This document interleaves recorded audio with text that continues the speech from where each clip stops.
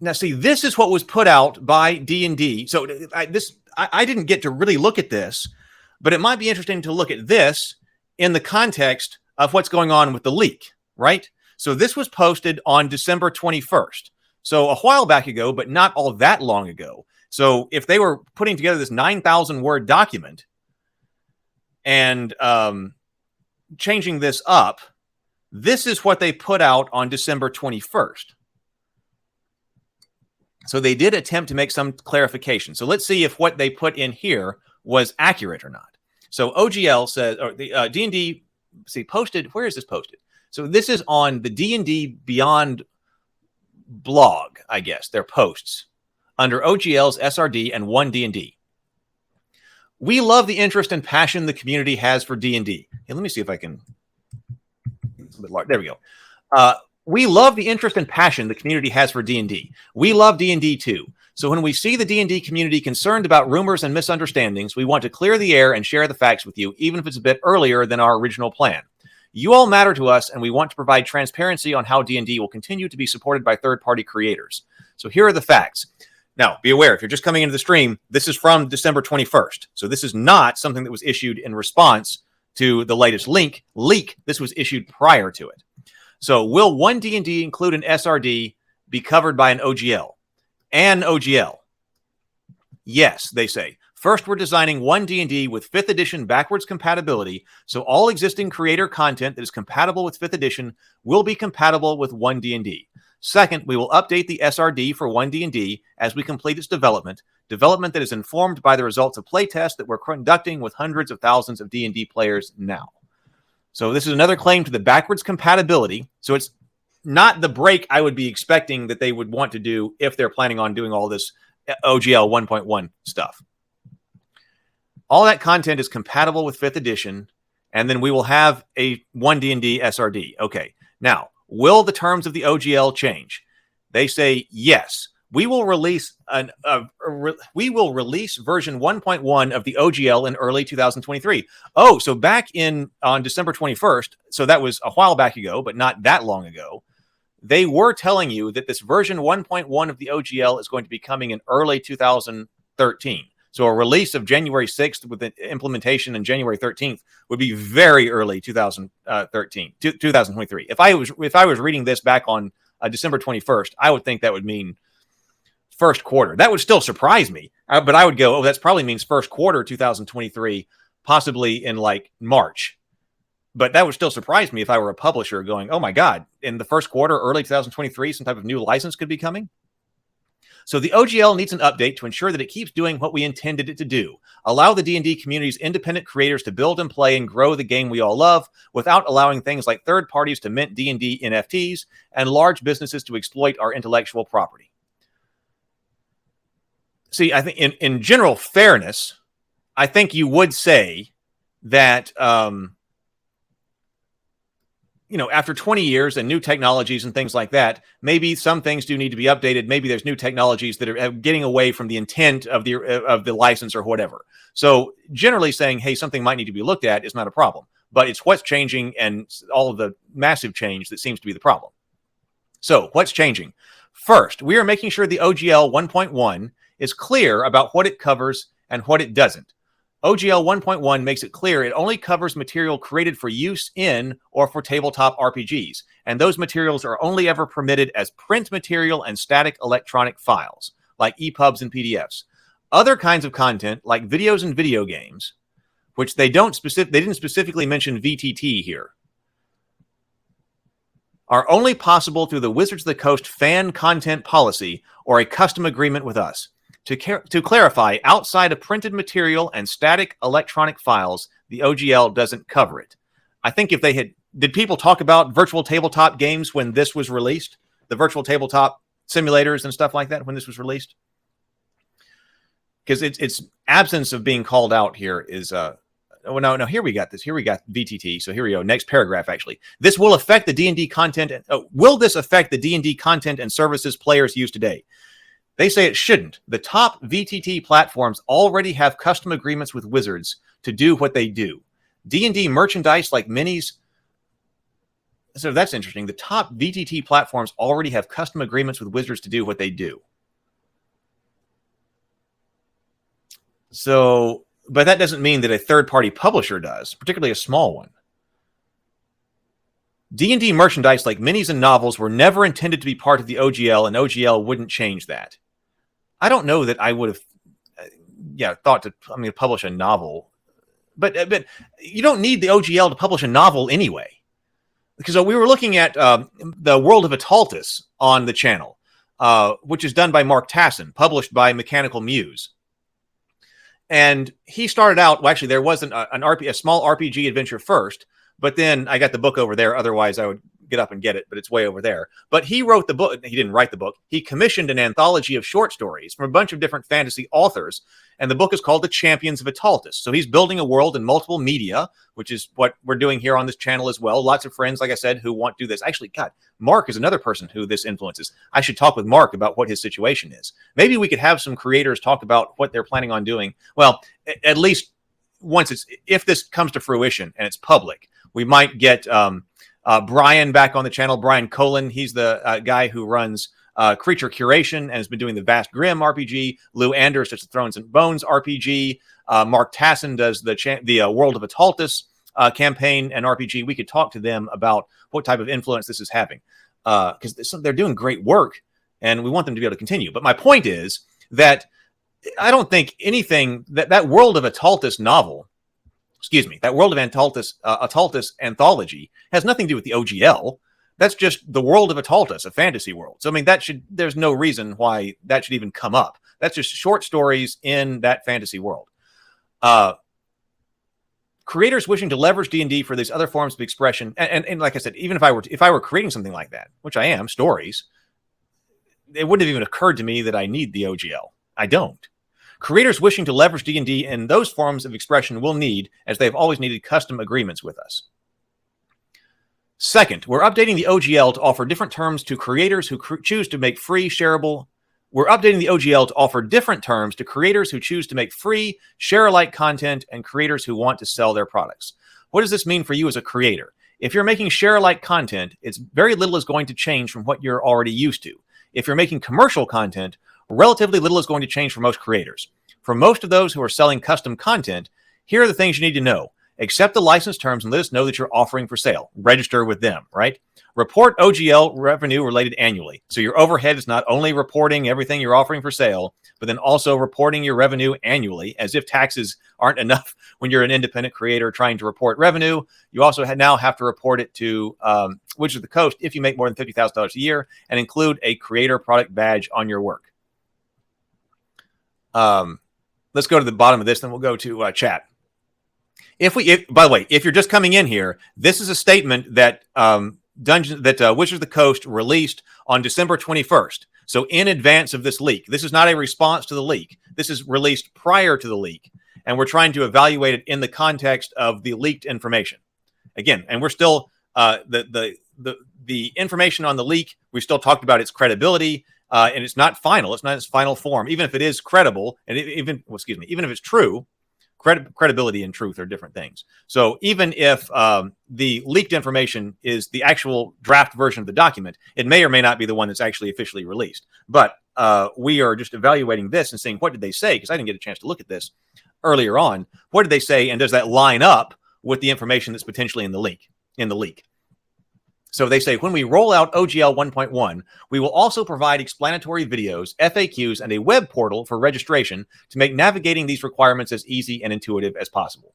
We'll also have to help available creators to navigate the new process. We will also have help available to creators to navigate the new process.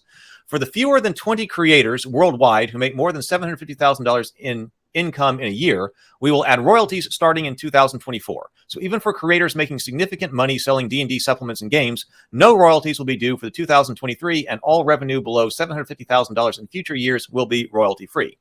Bottom line, the OGL is not going away. You will still be able to create new D&D content, publish it anywhere, and game with friends and followers in all the ways that make this game and community great. The thousands of creators publishing across Kickstarter, DM's Guild, and more are a critical part of the D&D experience, and we will continue to support and encourage them and do that through One D&D and beyond. So that was their statement in December 2021. How does that line up with what we know? It's probably carefully worded. Probably carefully worded. Let's go over here to the chat. Inner Light says, this is kind of what happened with 4th edition. And see, during 4th edition, I wasn't gaming. So I completely skipped 4th edition. I didn't skip 4th edition because I didn't like it. Now, of course, there are lots of other issues with 4th edition that some people have. I didn't skip 4th edition for that reason. I just skipped 4th edition because I wasn't in the gaming space at the time. So I don't know much about it because I was totally out of it. Inner Light says, hey, we got 48 people watching. We have now hit a new record on the Morning Grind for live stream watchers. Thank you. Thank you so much. That is incredible. Thank you so much for being here. If you will hit the like button and subscribe, that would be huge. And I will stick the, we got a new record here. So I might as well go ahead and stick the Discord link back in the chat. Ravenkeep Discord. We would love to have you there. So thank you for making helping us hit another record. Maybe if we hit enough likes and on the stream and stuff like that, even more people will show up, and that would be amazing. So thank you. This is completely unexpected. So Inner Light says, this is kind of what happened with 4th edition. When they dropped the OGL for 4th edition, not many people looked at 4E, and Pathfinder blew up like crazy. So they did have an OGL when they dropped, as in when they got rid of. I thought somebody said something like there wasn't an OGL for 4th edition. So when they dropped the OGL for 4th edition, not many people looked at 4th E, and Pathfinder blew up like crazy. Yeah, there was like a perfect storm that caused Pathfinder, Paizo, to be able to do what it did with Pathfinder. That's a really interesting story. And I did get to have lunch with the head of publishing for Paizo once. And it was and he was kind of telling that story. And it was a really interesting thing that, they had been publishing Dungeons and Dragon magazine, and that license got pulled, and all of a sudden they weren't going to be able to publish those magazines anymore. And he was telling me that he didn't want to go in and tell everybody that, oh my God, we just lost our ability to publish these magazines, because he said if that happens, people are going to go. So I've got to come up with something else for us to do and publish and work on. And then the idea for Pathfinder was hit on. And then, of course, it all blew up. So, I mean, there were so many things that came together in a really neat story for Paizo to be able to do that. Thank you. Building Persephone says, everything is out of date already. Even this leak seems to be a rejected draft. Well, see, it may be. See, that's the case that we have to think about in terms of credibility, because we cannot say that this is the way that it's going to be, because we don't know that. First of all, is the leak credible? So credibility and truth, like I said, are two different things. So is the information we're looking at credible? That's the first kind of judgment you have to make.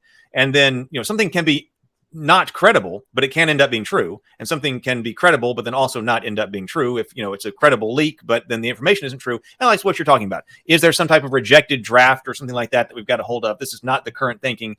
If it's a rejected draft, it was at least somebody's thinking at some time, but somebody could have gone, here's my draft. And the other person could have gone, oh my God, we're not doing that. People will go crazy. So, that could have happened too, right? We don't know.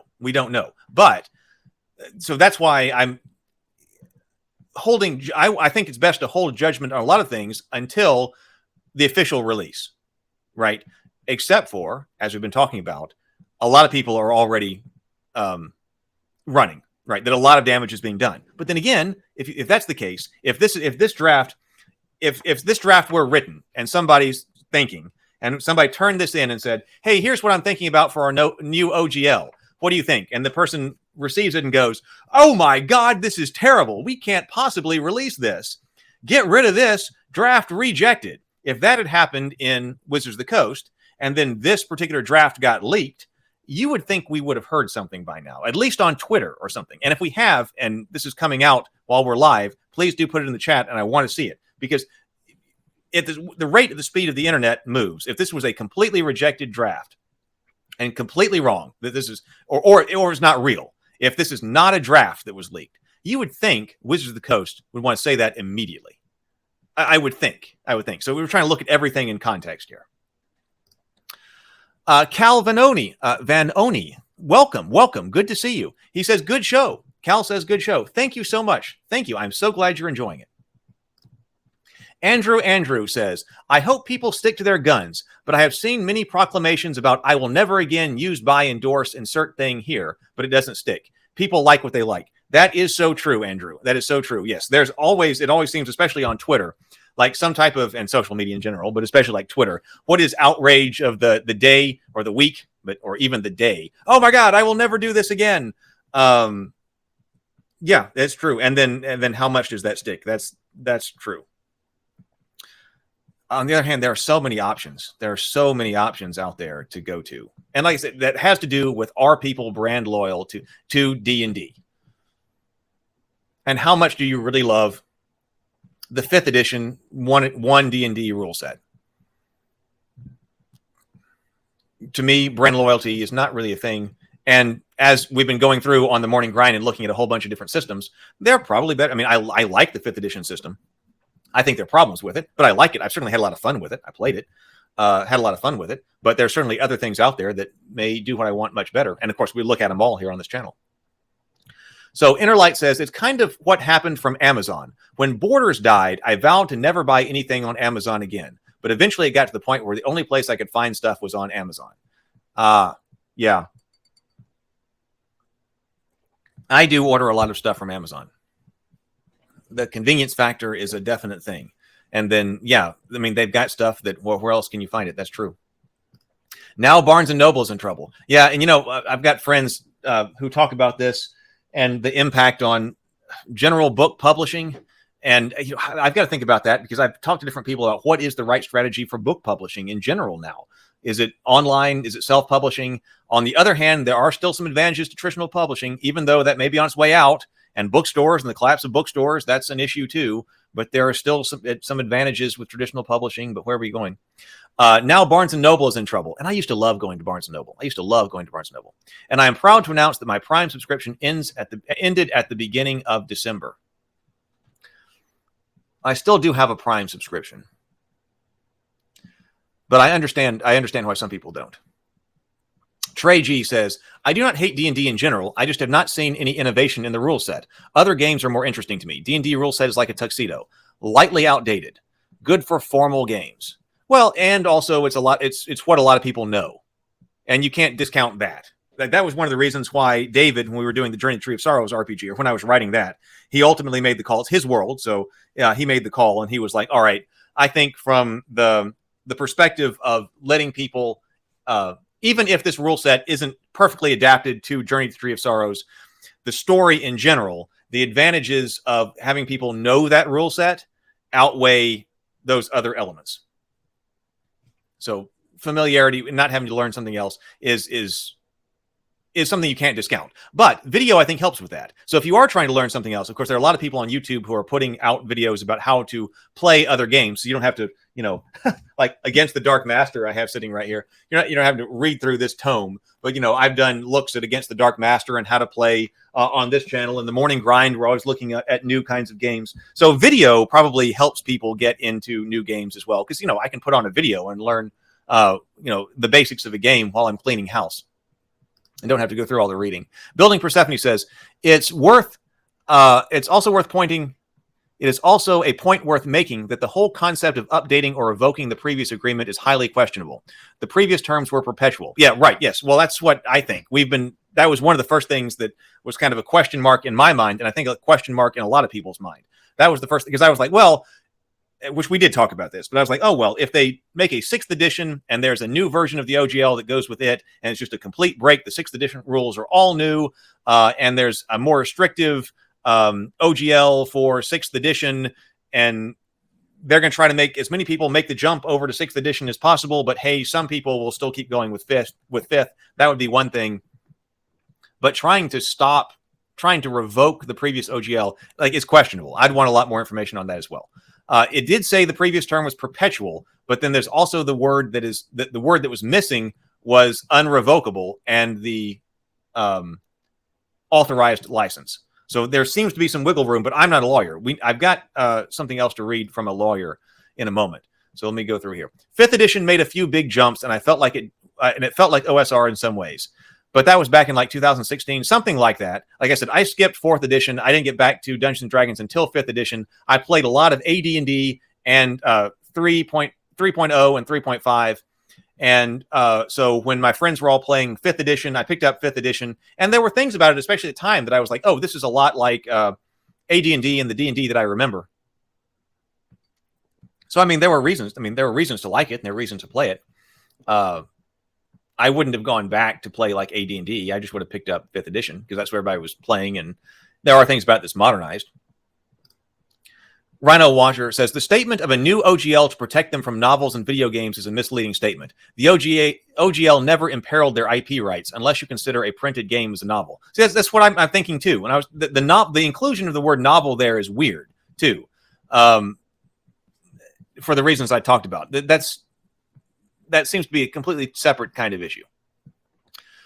Inner Light says, still waiting for all the setting books they promised. We have Ravenloft, Spelljammer, and Dragonlance. No Birthright and no Planescape. Yeah, we got Ravenloft. Didn't I? I think I bought Ravenloft. I brought Van Richter's Guide to Ravenloft. Yeah. Now, I didn't buy Spelljammer. I never Spelljammed. We had the Spelljammer book, or the friend of mine had or box set or whatever it was for AD&D. I don't think I ever Spelljammed.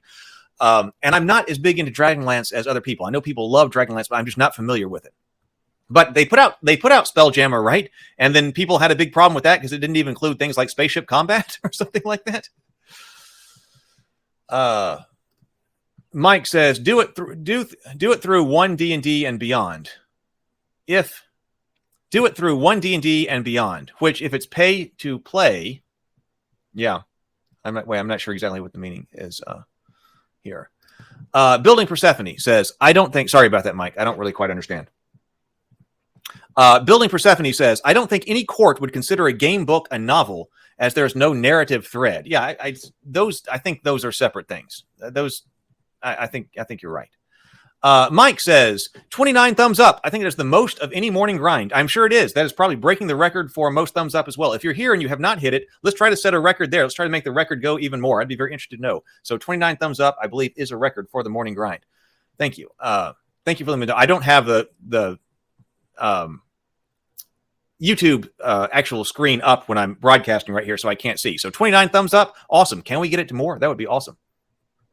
So Kilo Echo November says, it's interesting minis are called out because most in the business of minis like Hero Forge or other or those on My Mini Factory are fantasy race creatures aren't Wizard of the Coast IP. Orcs are an example of this. Yeah, I agree with you with the miniatures there as well, because I wouldn't have even connected miniatures to Wizards of the Coast anyway, and the OGL. I never would have connected that because, okay, yes, so we would know that you can't make, there are certain monsters that are the wholly created by Wizard of the Coast and so forth there, right? And you can't make your own and sell like Beholder is one of the examples, right? So you can't make your own Beholder miniature. Okay, got that, because a Beholder is the intellectual property, trademarked and whatever of Wizards of the Coast, so I can't make a Beholder miniature. But yeah, I can make Orc miniatures all I want, and I can make Elf miniatures all I want, and Dwarf miniatures all I want. That wouldn't have even thought, you don't need the OGL to do this. It almost seems like they're trying to reach out and imply that a lot of things, imply that you've got to have this license in order to do a lot of things that you actually don't. Yeah, like the impact on the miniatures you make is minimal, right? There's nothing I'm missing there, right? Kilo Echo November says, be careful of using Hero Forge. They have some crazy terms and conditions of their site that make everything you do their own IP. Really? Oh, I didn't know about that. I have made some Hero Forge miniatures for some custom characters in Lou's game, which I need to paint, but I didn't know that they got some crazy conditions as well. Mike says, that's true, Ken, but there are a number of other folks out there that are making stuff that are D&D related, such as tieflings, etc. That may be in a response to Kilo, actually. Oh, yeah. Ken is Kilo Echo November. Yeah, so if you're out there trying to make tieflings, then or beholders, okay, I can see that would be an issue. Zach says, I would love to hear other creators' take on OGL 1.1, if it comes to be as the leak says. Well, I mean, of course, I'm one of them, but and I would say that I would, and I'm not planning on putting out I would not put anything out under this 1.1 license. But if this comes out, and I think it's, well, we could talk about it in terms of the leak. But yeah, I think it's better to say if this leak actually is true, whatever actually happens with 1.1, it would be interesting to talk to Lou, talk to Mark Tassin, Lou Anders, Mark Tassin, Brian Cullen. We've had him on the channel before. We can talk to him again and see what they're doing. David62 says, adding to your hypothetical Paizo WotC can take Paizo's material in their license and sell it themselves royalty-free. Adding to your hypothetical, yeah, Paizo, hypothetical Paizo, Wizards of the Coast can take Paizo's material into their license and then sell it themselves royalty-free. I mean, yeah, right. I mean, if that's what we're talking about here with everything published under the OGL 1.1 becomes the property of Wizards of the Coast, does that mean Wizards of the Coast is planning on just taking Pathfinder? I mean, that's insane. It sounds to me. Grimhild says, tinfoil hat. All right, tinfoil hat theory. All right, let's take a look at it. What if Wizards of the Coast deliberately leaks an overly aggressive draft of the OGL, knowing that it will get a lot of uproar? But they do this deliberately with the plan that their final OGL 1.1 won't be as draconian. That way they can see how far they can push and then look like the good guys by appearing to listen to their fan base. Okay, so let me read that again. What if Wizards of the Coast deliberately leaks an overly aggressive draft of the OGL, knowing that it will get a lot of uproar? But they do this deliberately with the plan that their final OGL 1.1 won't be as draconian. That way they can see how far they can push, and they can look like the good guys appearing to listen to their fan base. Possible, right? But as we've said, this has already done a lot of damage.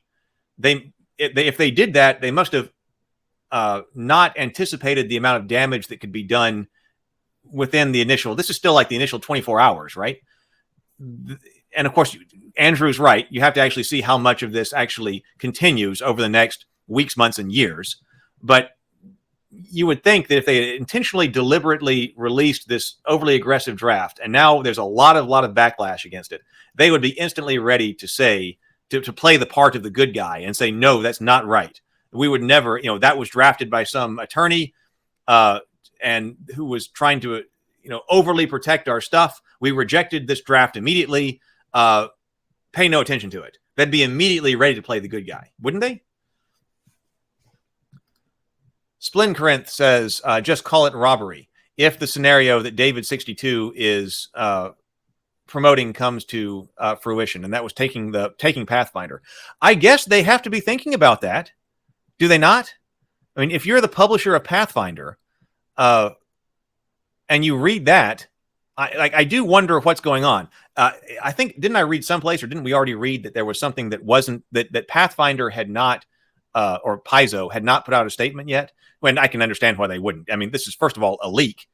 It may or may not be true. And second of all, they're probably doing a lot of thinking and a lot of reading over things and a lot of looking at scenarios. So I completely understand that they wouldn't release a statement that, and other publishers probably wouldn't be releasing statements.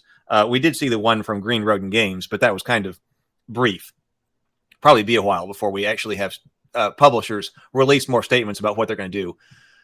First, to make sure that this is true and it actually comes to fruition, and then actually to develop a new strategy. It just takes time. DM Toolbox. DM Toolbox says, welcome DM Toolbox. Good to see you and good to have you in the chat.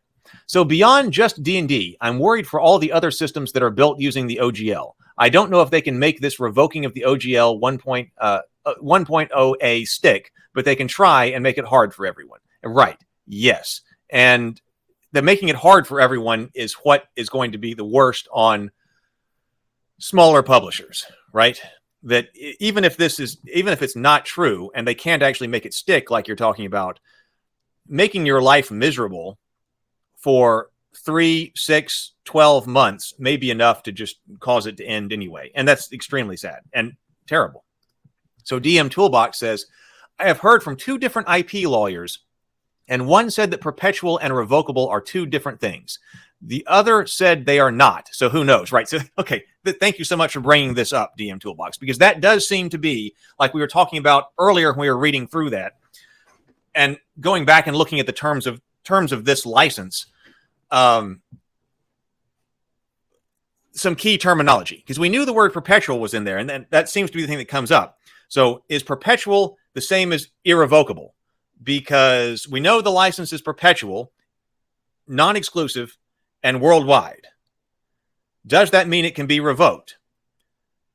And see, here's the thing. Here's the thing about so what would you immediately do in this situation? And this comes up so often when you're trying to analyze all kinds of technical situations in an area of expertise, right? Exactly what, because we need a definitive answer. So somebody give me the answer to that, right? Well, how do we determine the answer to that? I know, let's talk to a lawyer. Hey, I know, let's talk to a very specific kind of lawyer. Let's talk to a lawyer who is specifically specialized in IP law. That sounds like exactly what you want to do, exactly what DM's Toolbox is saying right here. And in this case, so let's talk to an expert. Well, in this case, we talk to two different experts, DM's Toolbox is saying, two different IP lawyers experts, and you get two different answers. Right? So who knows, right? That's the way it often goes, right? Oh, let's wait, we got a question here about a technical thing in IP law. Let's go talk to an IP lawyer. Do you get an answer from the IP lawyers? No, you get multiple answers. So, right. So one of them said that perpetual and revocable are two different things. The other one said that they are not. So where does that leave us? Right? Where does that leave us? That's enough ambiguity right there. So if you've got IP lawyers on both sides of the issue, how is anybody else supposed to know? Right? How is anybody else supposed to know? If IP lawyers can look at the facts on the ground, specialists in IP law, and give you two different opinions, two different opposing opinions on the situation, how does any independent third-party publisher have any idea about how exactly to go about this, right? Because you go to the experts and you get two different answers. So, hey, oh, look, I see we just hit 49. 49 people in the watching live. That is another record for the Morning Grind. Thank you all so much for being here. Please do hit the like and subscribe. Maybe we can hit a record on the number of likes, a new record for the number of likes on the Morning Grind. Can somebody put in the chat how many likes we're up to? Be great if we had that.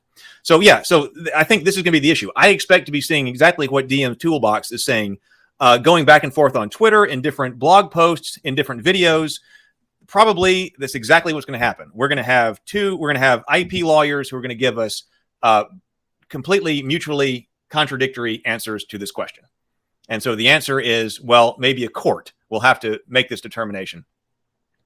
Surely, though, there are court case precedents about whether or not perpetual and revocable are two different things or not. That seems like something, at least as a matter of fact, we should be able to establish as far as precedents in court cases. At least that seems that way.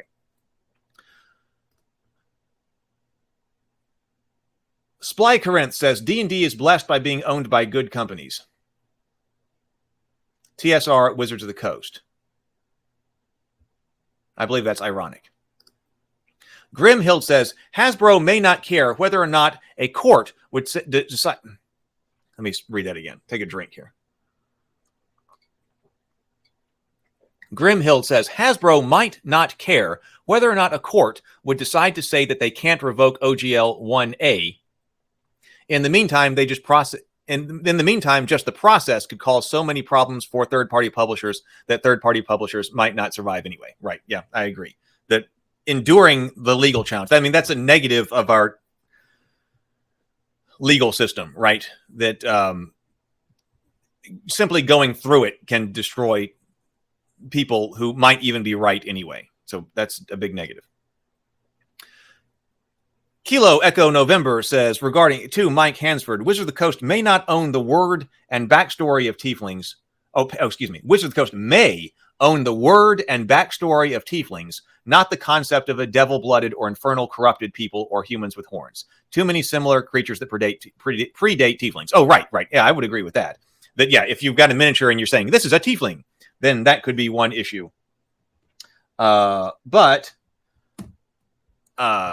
Yeah, they don't own the idea of a devil-blooded person, right, with horns, right? They don't.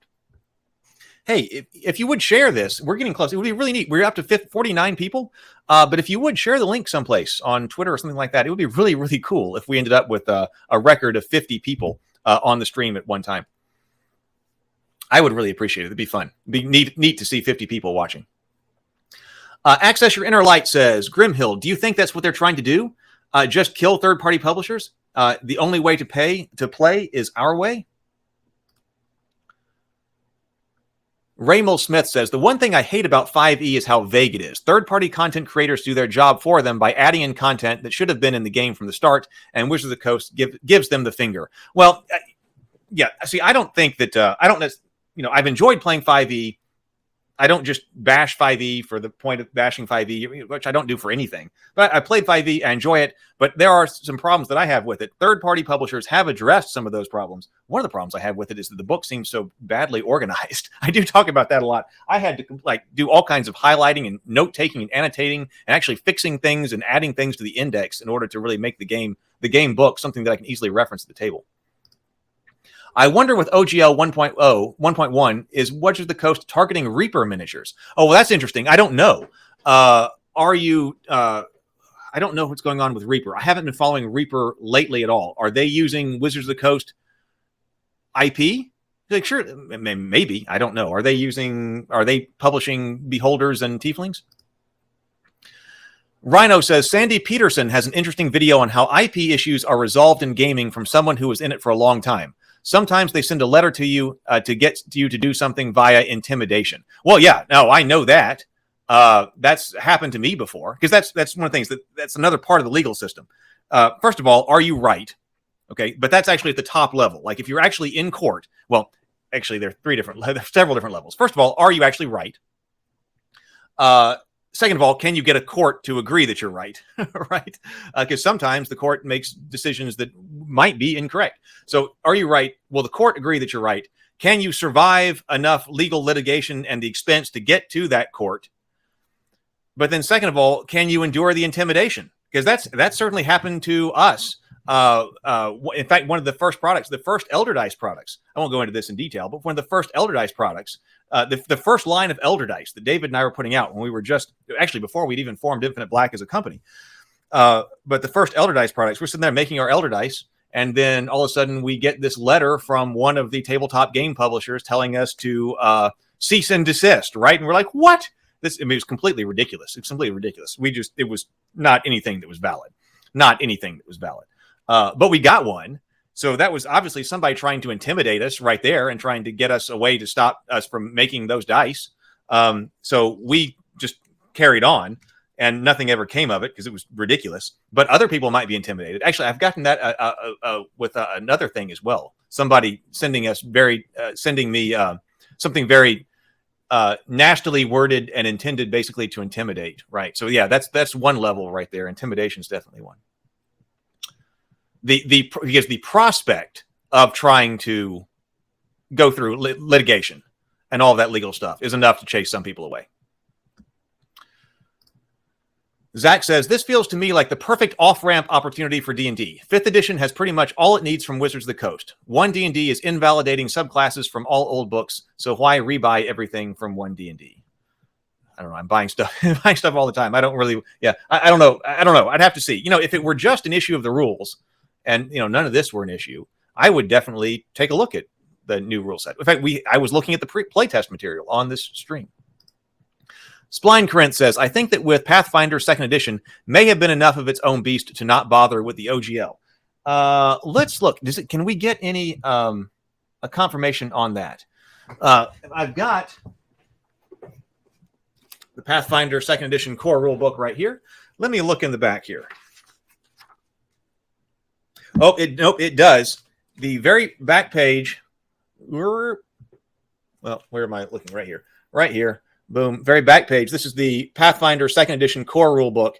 And in the back of it is Open Game License version 1.0A. So this does have the Open Game License in the back of it. So we do have information about product identity,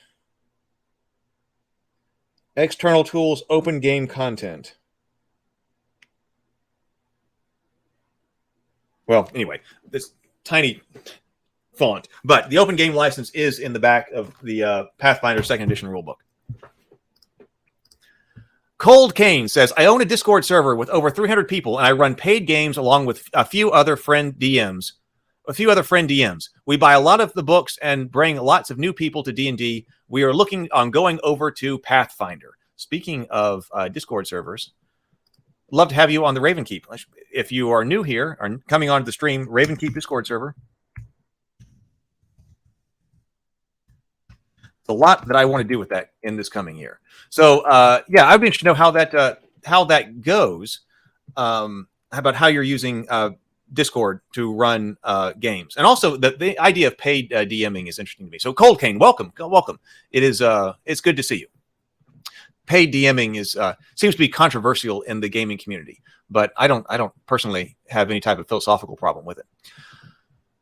So yes, I'm looking at going over to Pathfinder. We were looking at the second edition Pathfinder box set here a few days ago on the Morning Grind, and it seems like a great box set. If they run us off, they lose thousands. And Cold Cane's talking about the people who are on his Discord server.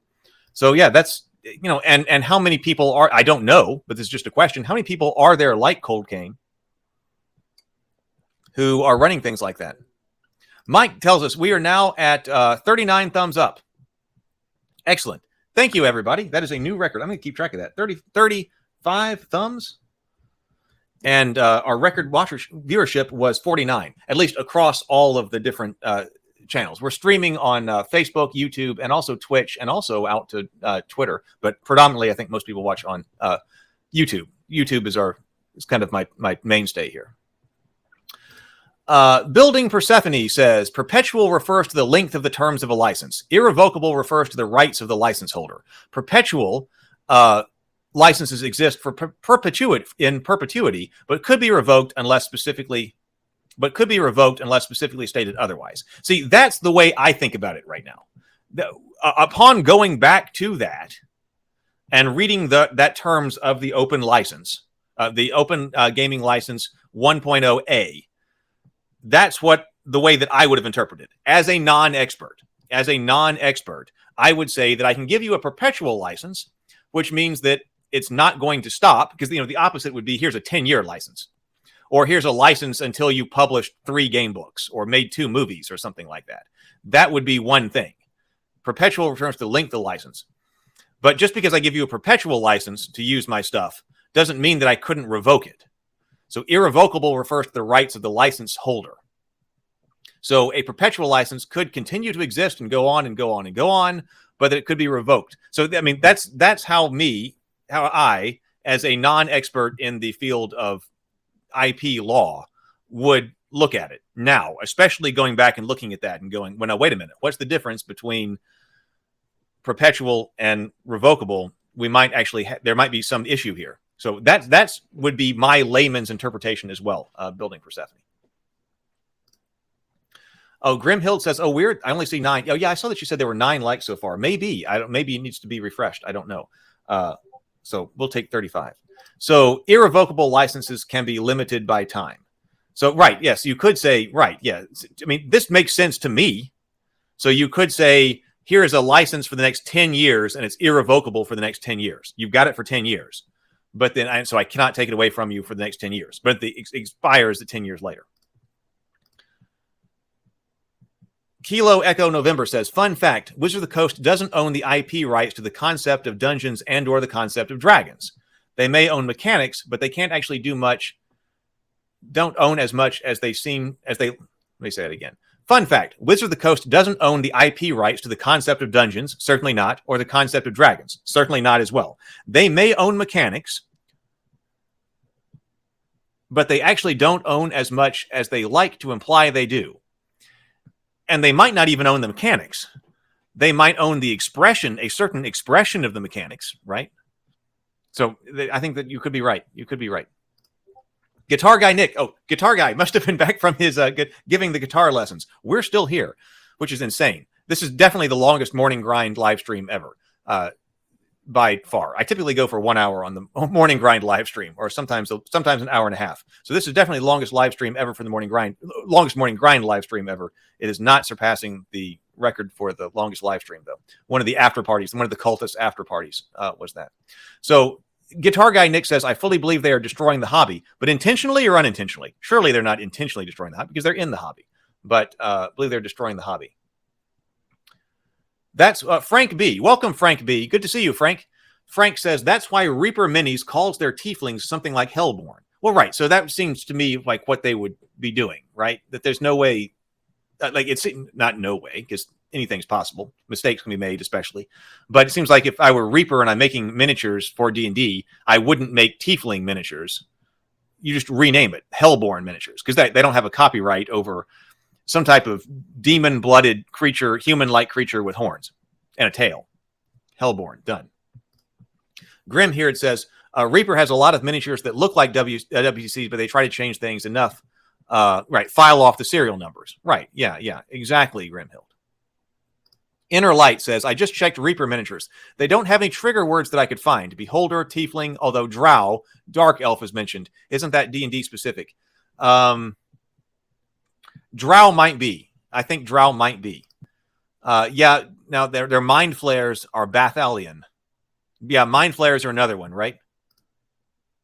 Guitar Guy Nick, Pathfinder 2 guy here, ask away.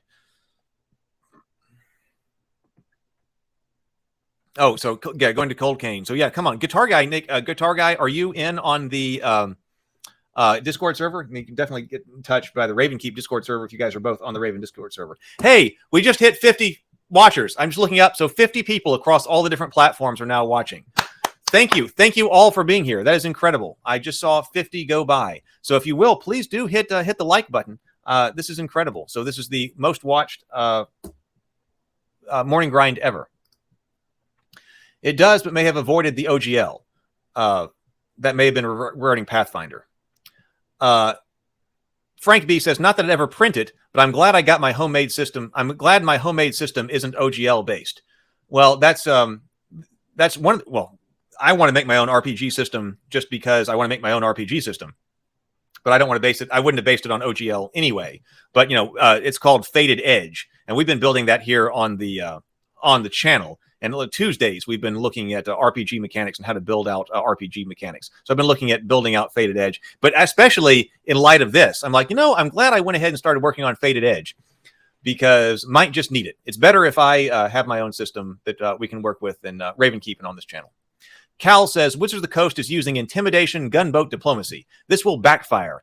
When will then the Perkins will say some crap to smooth it over. I don't know who that is. That's somebody. Is that are you talking about like one of the people who works for Wizards of the Coast? I recognize the name Perkins. Intimidation and gunboat diplomacy. What do we think about that? Building Persephone says they did successfully force Gary Gygax to change his game system name, though from Dangerous Dimensions to Dangerous Journeys, because D&D is an infringement on the trademark. Interesting. Congrats on, thank you. Congrats on 50. Thumbs up and still climbing. Now at 38 thumbs. 38 thumbs. Making note of that. Thank you. Thank you all so much. Subbed. David says subbed. Thank you so much for subscribing. Yeah, Chris Perkins. That's who I thought you were talking about. I think I see him. I don't know much about him. I think I've probably seen him go by on Twitter, though.